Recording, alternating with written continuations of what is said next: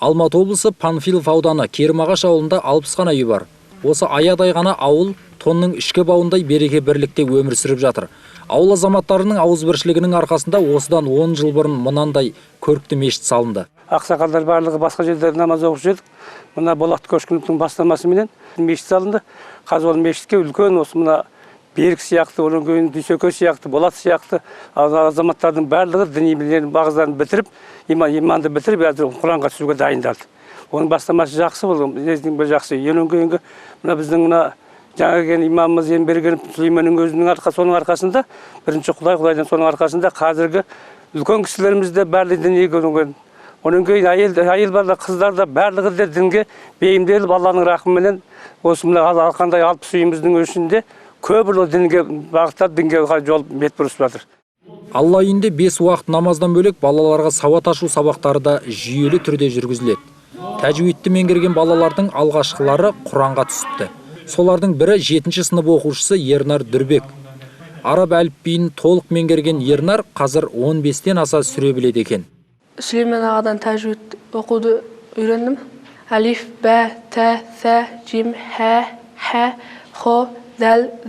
Ал баланың білімге деген зейінен мешітке намазға келген ақсақалдар қадағалап отырады. Балалардың білімге деген құштарлықтары зор, зерделі балалар жетерлік дейді ауыл азаматтары. Ұл балаларға мешіт имамы Сүлеймен сабақ берсе, қыз балаларға оның жұбайы дәріс береді. Отбасылық жұбайлардың осындай Алла ризалығын алуға ұмтылған іс-әрекеттерін көргенде еріксіз сүйсінесің.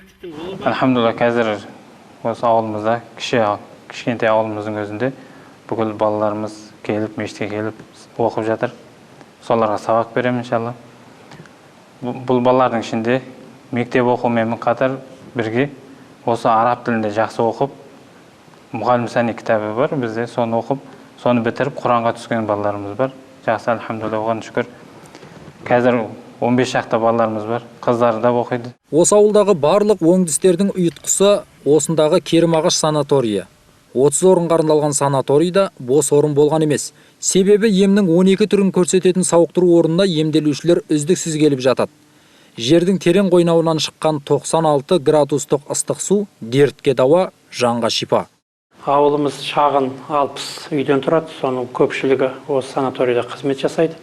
Негізінде осы ауылдың ұлы да, қызы да, ері де, әйелі де осы санаторийдан жұмыс істеп еңбек етіп.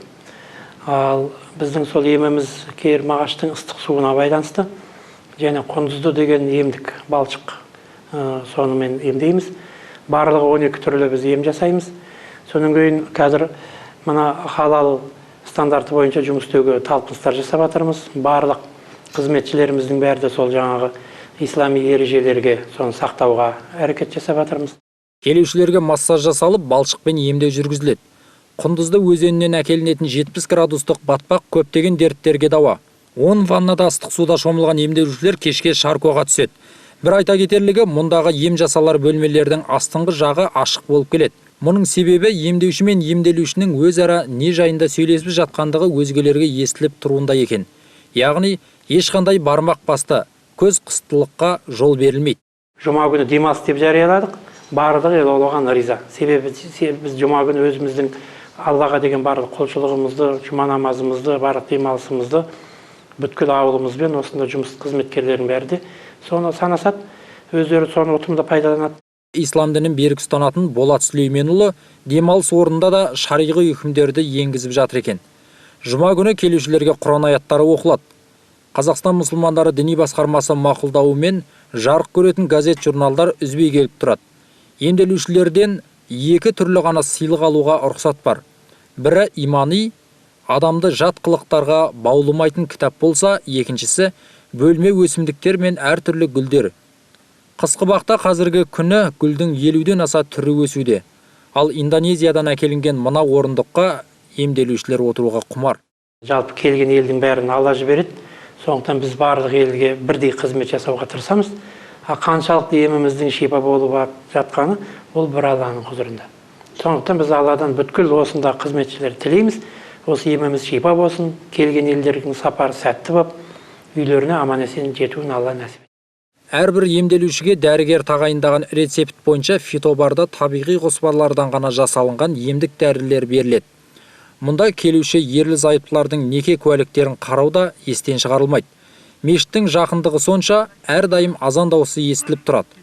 Ауыл балалары жаңа жылда шыршаны айналып, аяз атаны күтпейді. Өйткені бізде ол мереке ретінде тойланбайды. Есесіне айт мерекелерінде хадис және дұға жаттаудан жарыстар өтіп, балаларға сыйлықтар береміз дейді иманды азамат. Аллаға шүкір, қазір елімізде халал өнімдерге деген сұраныс артуда. Кермағаш санаторийда қылдай харам өнім тұтынбайтын мұсылман бауырларымыздың сүйікті орнына айналады әлі. Алла сол күнді нәсіп етсін. Нұржан Байдуллаұлы, орынбасар Балтабай, Әбу Наби Жексен, Асыл Арна, Алматы облысы, Панфилов ауданынан.